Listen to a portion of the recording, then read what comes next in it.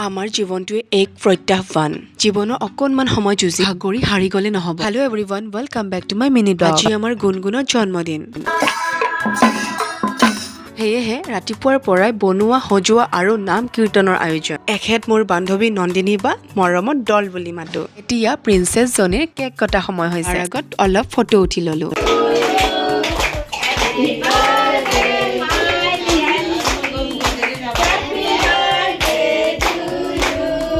cake কটা হোৱাৰ পিছত তাই বেলুনটোৰ সৈতে খেলিব ধৰিছে গাইজ আমাৰ প্ৰিন্সেছজনী কেনেকুৱা লাগিছে কমেণ্ট কৰি জনাব এই আইতাগৰাকী মোৰ আইতামাৰ বান্ধৱী আইতা এতিয়াতো আমাৰ আইতামা নাই কিন্তু এখেতক লগ পাই বহুত ভাল লাগিছে চবকে চাহ জলপান দিয়াৰ পিছত আমিও অকণমান চাহ খাই ল'লো এতিয়া আমি ডিনাৰ কৰিব গৈ আছো ডিনাৰত আছিলে ভাত দালি চব্জি মাছ মাংস ইত্যাদি শেষৰ অতিথিসকল জেঠীমা মামীহঁত টমটম গাড়ী লৈ ঘৰলৈ ৰাওনা হ'ল আজি মিনি ব্লগটো ইমানতে বাই এভৰিৱান লাভ ইউ মহাদেৱ